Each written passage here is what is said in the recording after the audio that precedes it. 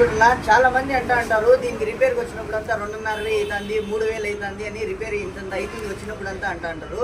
దీనికి వచ్చిందే మనకు అంత రిపేర్ రాకూడదంటే ఏం చేయాలంటే ఇంజిన్ ఆయిల్ అనేది చాలా మెయింటెనెన్స్ చేసుకోవాలన్నా. మళ్ళీ మనకి పన్ను ఉంది లేకపోని నెలలో 2-3 తూళ్ళన్నా ఆన్ అనేది మోడల్ చేస్తూ ఉండాలన్నా.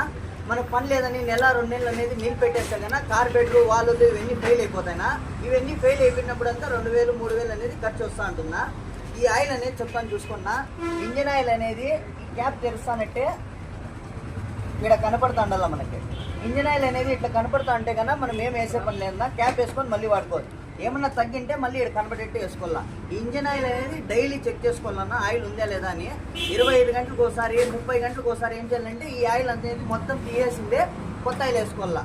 ఈ ఆయిల్ 25 గంటలకు 30 గంటలకి ఆయిల్ అనేది చేంజ్ చేసేయాలన్నా. మళ్ళీ మనము ఇది పన్నుని లేకపోని నెలలో 2-3 తూళ్ళన్నా యూజ్ చేయాల. స్టార్ట్ చేసి పెడతా ఉండాల ఖాళీ మోటార్ అయినా. మనకి పని లేదని నెల 2 నెలలు అనేది నీళ్ళు పెట్టేస్తే కన్నా ఈ కార్బెటర్ ఇవన్నీ ఫెయిల్ అయిపోతాయినా. నెలలో 2-3 తూళ్ళన్నా యూజ్ చేయాల మన వర్క్ లేకపోయినా.